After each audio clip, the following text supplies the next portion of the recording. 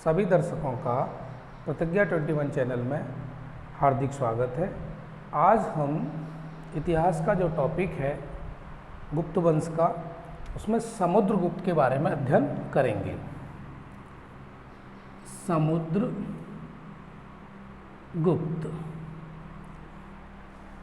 समुद्रगुप्त का जो कार्यकाल है वो 335 ईस्वी से 375 ईस्वी तक माना जाता है। 335 ईस्वी से 375 ईस्वी तक। इनके पिता का नाम चंद्रगुप्त प्रथम। इनके पिता का नाम चंद्रगुप्त प्रथम। माता का नाम कुमार देवी। पत्नी का नाम दत्ता देवी। गुप्त वंश का सबसे प्रतापी शासक समुद्रगुप्त। वास्तव में गुप्त वंश की शुरुआत श्रीगुप्त ने की थी और ये कुषाणों के सामंत हुआ करते थे। समुद्रगुप्त को महान शासक, इसको महान शासक के रूप में वर्णित है। दूसरा, भारत का नेपोलियन कहा जाता है। समुद्रगुप्त को भारत का नेपोलियन कहा जाता है। समुद्रगुप्त का दरबारी कवि हरिसेन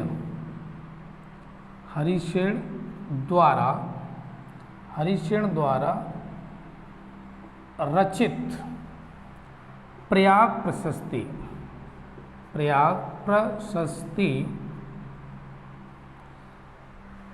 समुद्रगुप्त भारत का नेपोलियन कहा जाता है। और समुद्रगुप्त का जो दरबारी कवि था हरिसेन, उसने प्रयाग प्रशस्ति लिखा। इस प्रयाग प्रशस्ति में सामरिक विजयों का उल्लेख है।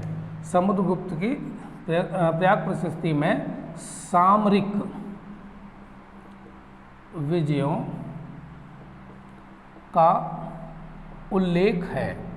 समुद्रगुप्त के बारे में विस्तृत जानकारी का सबसे बेहतरीन स्रोत है वो प्रयाग प्रशस्ति है। इसके द्वारा हमें समुद्रगुप्त की संपूर्ण जानकारी मिल जाती है। नेक्स्ट देखते हैं। समुद्रगुप्त द्वारा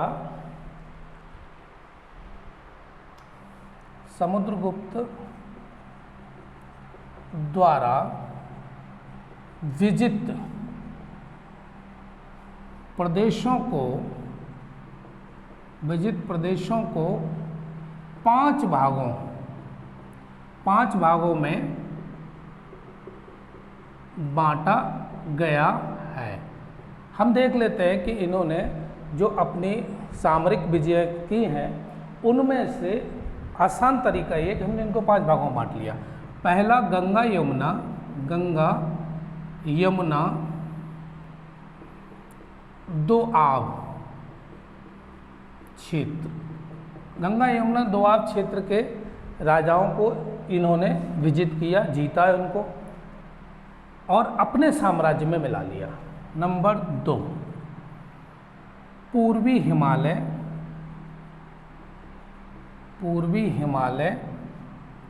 के राज्य जैसे नेपाल,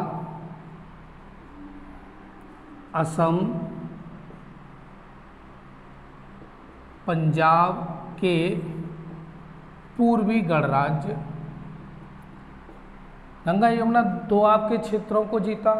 फिर पूर्वी हिमालय के राज्य जैसे नेपाल, असम, पंजाब के पूर्वी गणराज्यों को जीता। और नंबर 3 पर लेते हैं आटविक राज्य जो विंध्य क्षेत्र में पड़ते थे, यानी आठविक राज्यों विंध्य क्षेत्र में, विंध्याचल पर्वत की तरफ जितने भी राज्य थे, आठविक का मतलब है जंगली, इन राज्यों को भी जीता समुद्रगुप्त ने। चौथा लेते हैं दक्षिण भारत के 12 शासक, इनको भी विजित किया। और 5वें नंबर पे आता है शक एवं कुषाण। तो इस तरह से हम देखते हैं कि समुद्रगुप्त द्वारा जो भी राजाओं को विजित किया गया और उनको हमने 5 भागों में बांटा। गंगा यमुना दोआब के क्षेत्र, पूर्वी हिमालय के जो राज्य हैं, नेपाल है, असम है, पंजाब है, पंजाब के पूर्वी गणराज्य, आठविक राज्य जो विंध्य क्षेत्र में पड़ते थे उनको, दक्षिण भारत के 12 शासक और शक एवं कुषाण, इन सबको इन्होंने जीता। इसीलिए समुद्रगुप्त को भारत का नेपोलियन भी कहा जाता है। अगला देखते हैं।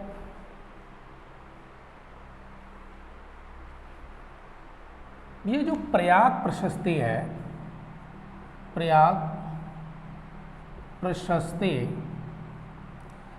ये संस्कृत के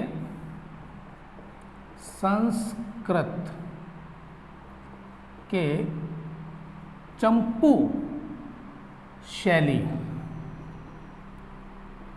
शैली में लिखा गया है। किस शैली में लिखा गया है? चंपू शैली में। एक सवाल तो यही बनता है। और चंपू शैली की खास बात क्या है कि ये पद्यात्मक और गद्यात्मक दोनों विधाओं में लिखा गया है। प्रयाग प्रशस्ति हरिशिर द्वारा लिखित संस्कृत के चंपू शैली में है और ये पद्यात्मक और गद्यात्मक दोनों विधाओं में लिखा गया है। इसमें अशोक, जहांगीर, बीरबल, इस प्रयाग प्रशस्ति में अशोक, जहांगीर, बीरबल, इनका भी उल्लेख मिलता है। नेक्स्ट देखते हैं समुद्रगुप्त द्वारा जारी किए गए सिक्कों पर अश्वमेध पराक्रम अंकित है। समुद्रगुप्त द्वारा जारी किए गए सिक्कों पर अश्वमेध पराक्रम अंकित है। इससे संकेत मिलता है कि समुद्रगुप्त द्वारा अश्वमेध यज्ञ कराया गया होगा। नेक्स्ट देखते हैं कुछ सिक्कों पर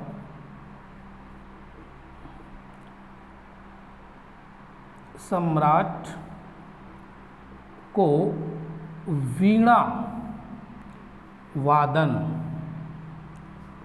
करते हुए दिखाया गया है। कुछ सिक्कों पर वीणा वादन करते हुए दिखाया गया है। चीनी स्रोतों के अनुसार श्रीलंका के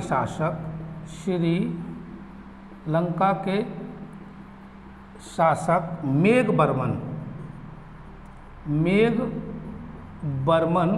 ने समुद्रगुप्त से बौद्ध मठ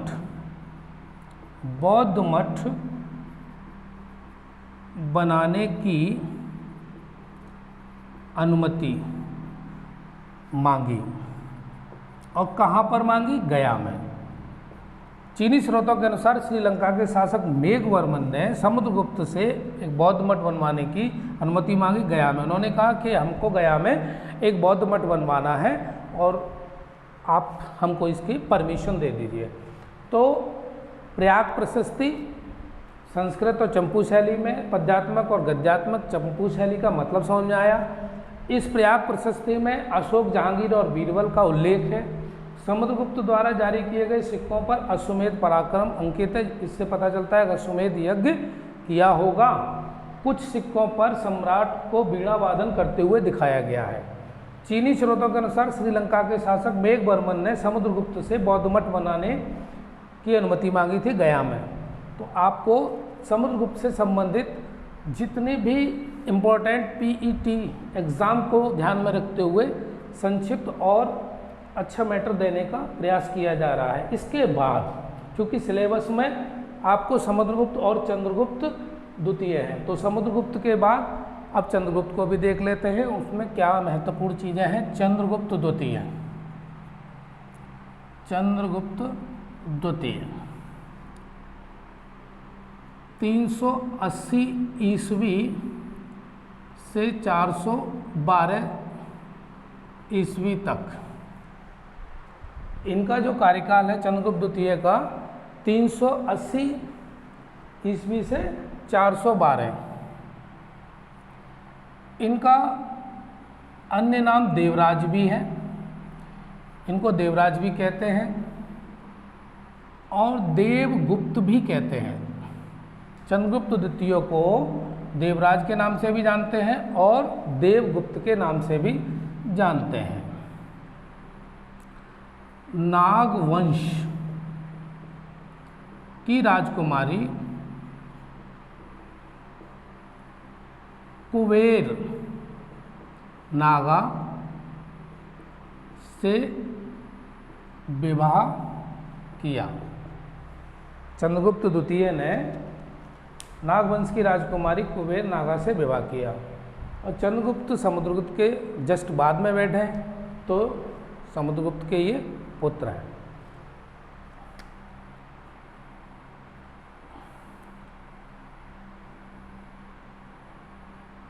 चंद्रगुप्त द्वितीय ने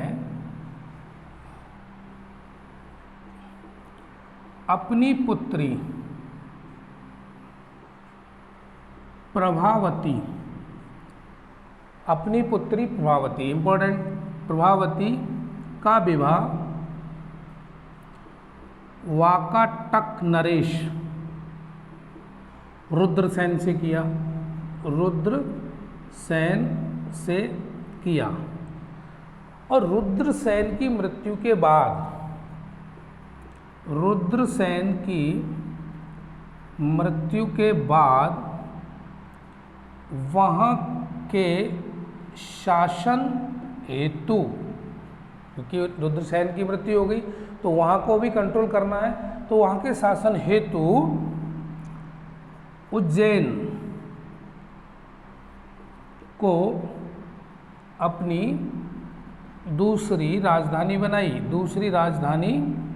बनाई।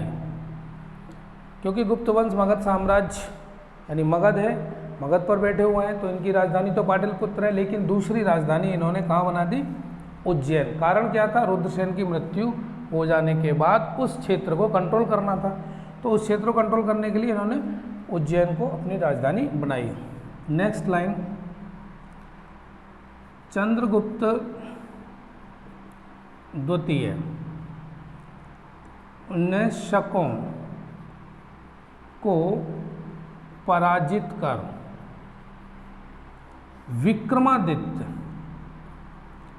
विक्रमादित्य की उपाधि धारण की।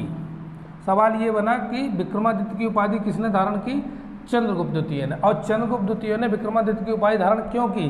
क्योंकि शकों को पराजित करने के बाद इन्होंने विक्रमादित्य की उपाधि धारण की। नेक्स्ट देखते हैं,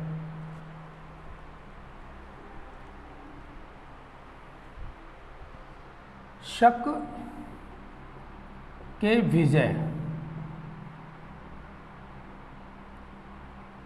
के उपलक्ष्य में चांदी के सिक्के जारी किए। शकों पर विजय के उपलक्ष्य में चांदी के सिक्के जारी किए किसने? चंद्रगुप्त द्वितीय ने। दिल्ली के महरौली लौह स्तंभ अभिलेख में राजा चंद्र, जो राजा चंद्र दिया हुआ है नाम, का साम्य चंद्रगुप्त द्वितीय से किया जाता है।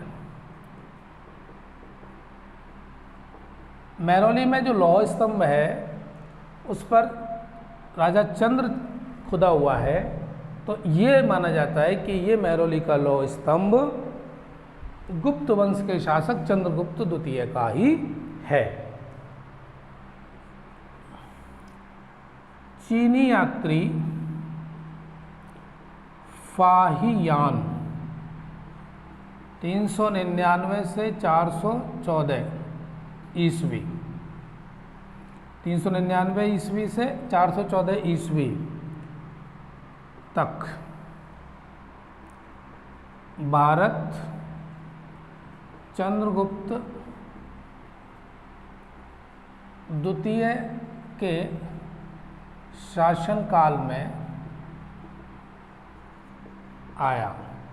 चंद्रगुप्त द्वितीय के शासनकाल में चीनी यात्री फैयान आया। सवाल ये बनता है कि फैयान किसके शासनकाल में आया, तो आपको याद रखना है कि चंद्रगुप्त द्वितीय के शासनकाल में। नेक्स्ट क्वेश्चन देते हैं आपको, चंद्रगुप्त द्वितीय के दरबार में कालिदास एक महान कवि हैं, अमर सिंह जैसे विद्वान, जैसे अनेक विद्वान थे। तो फिर महत्वपूर्ण सवाल बना, इम्पोर्टेंट क्या है ये, कि कालिदास किसके दरबार में थे, चंद्रगुप्त द्वितीय के दरबार में थे। फैयान किसके शासन काल में आए, चंद्रगुप्त द्वितीय के काल में आए। किस वंश, तब कौन सा भारत में वंश था, गुप्त वंश था। दिल्ली का महरौली स्तंभ है, उसका साम्य किस राजा से, चंद्रगुप्त द्वितीय से। और चांदी के सिक्के बहुत सारे जारी किए थे किसके काल में, शक के विजय, शकों पर जब विजय प्राप्त कर ली उसके बाद चांदी के बहुत सारे सिक्के जारी किए चंद्रगुप्त द्वितीय के द्वारा। तो पीईटी के एग्जाम में जो दिया हुआ है समुद्रगुप्त और चंद्रगुप्त द्वितीय, ये दो आपके सिलेबस में दिए हुए हैं, उससे संबंधित हमने आपको महत्वपूर्ण जितनी भी जानकारी है वो देने का प्रयास किया है। और सारे क्वेश्चंस आशा करता हूँ कि इसमें से आपको मिल ही जाएंगे। और हमको इसी तरह से सहयोग करते रहिए और हम आपके सिलेबस को लगातार दे रहे हैं। धन्यवाद।